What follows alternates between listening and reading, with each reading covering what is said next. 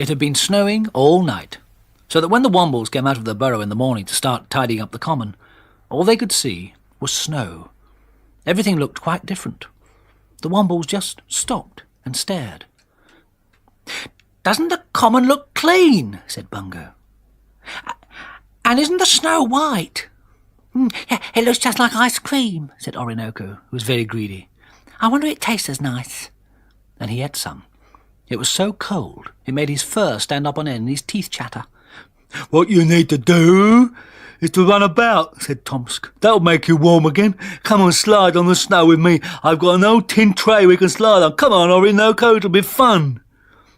But Orinoco was too lazy to go and play with Tomsk, so Tomsk went off on his own.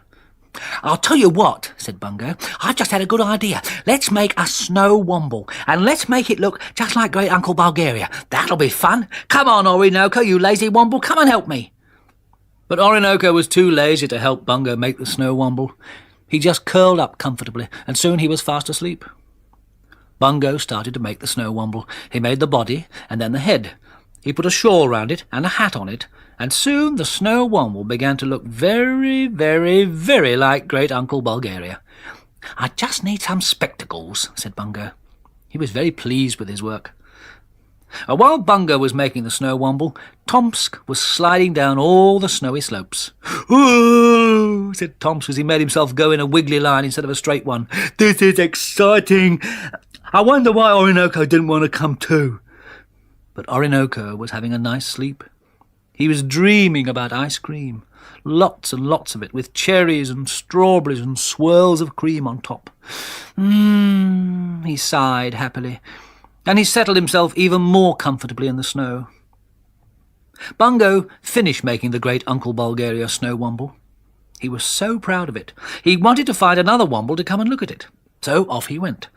It was no good asking Orinoco because he was fast asleep. Just then, Tomsk decided it would be more fun if Bungo came sliding with him. "I'll slide down this slope," he thought, "and give him a surprise." So he started sliding.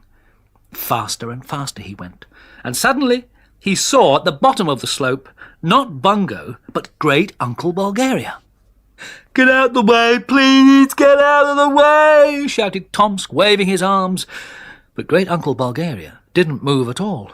"Oh dear, help! Somebody please, this tray hasn't got any brakes!" shouted Tomsk again.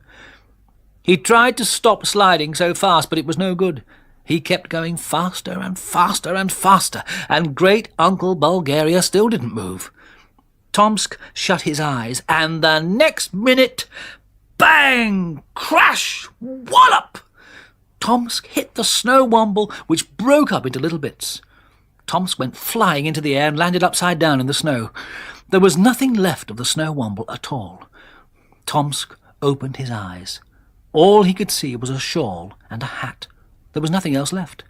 Poor Tomsk didn't know what to do. And then he heard a voice say, "What are you doing lying there with your mouth open, you silly young Womble?" Tomsk turned round, and there was Great Uncle Bulgaria standing in the doorway of the burrow. Tomsk stared and stared and stared. He could hardly believe his eyes. But it was very nice to see that he'd not hurt Great Uncle Bulgaria after all. "Please tell me what has been going on," said Great Uncle Bulgaria sternly. Well, Tomsk did try to do so, but he kept getting more and more muddled. I thought it was you. I thought you were... Oh, dear," said Tomsk. But Great Uncle Bulgaria is a very clever old Womble, and he soon realized what had happened. "So some silly young Womble tried to make a Snow Womble that looked like me," he said. "Well, off you go into the warm, Tomsk. It's nearly time for tea." As soon as Tomsk had gone back into the burrow, Great Uncle Bulgaria went and stood in the snow. He stood very still indeed, and soon Bungo came running up. Bungo hadn't found any other Wombles, so he went over to Orinoco, who was still fast asleep. "Wake up, Orinoco, you lazy Womble," said Bungo. "Come and look at the lovely Snow Womble I've made. It's the best Snow Womble in the whole world. Oh, do wake up!" And he took hold of both his friend's paws and tugged hard. Slowly, Orinoco opened his eyes and blinked and yawned and stretched, and then he got up and went to look at the Snow Womble. It really was very, very, very like Great Uncle Bulgaria. "It is a good Snow Womble," said Orinoco. "It looks just as cross as Great Uncle Bulgaria does sometimes." And he started to laugh. "And just as strict as Great Uncle Bulgaria is sometimes," said Bungo. And he started to laugh too. And the two young Wombles laughed and laughed and laughed. But Great Uncle Bulgaria didn't think it was funny at all. He started looking through his spectacles in a very fierce sort of way. Bungo and Orinoco were laughing so much they didn't notice. "Of course I look cross sometimes. Of course I'm strict sometimes when I have to deal with silly young Wombles like you," said Great Uncle Bulgaria very loudly indeed.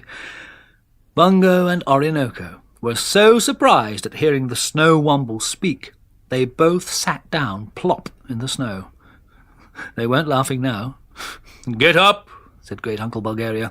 "Get up, you silly young Wombles, and pick up all this rubbish lying about in the snow. You'd better hurry up, or you'll be late for tea."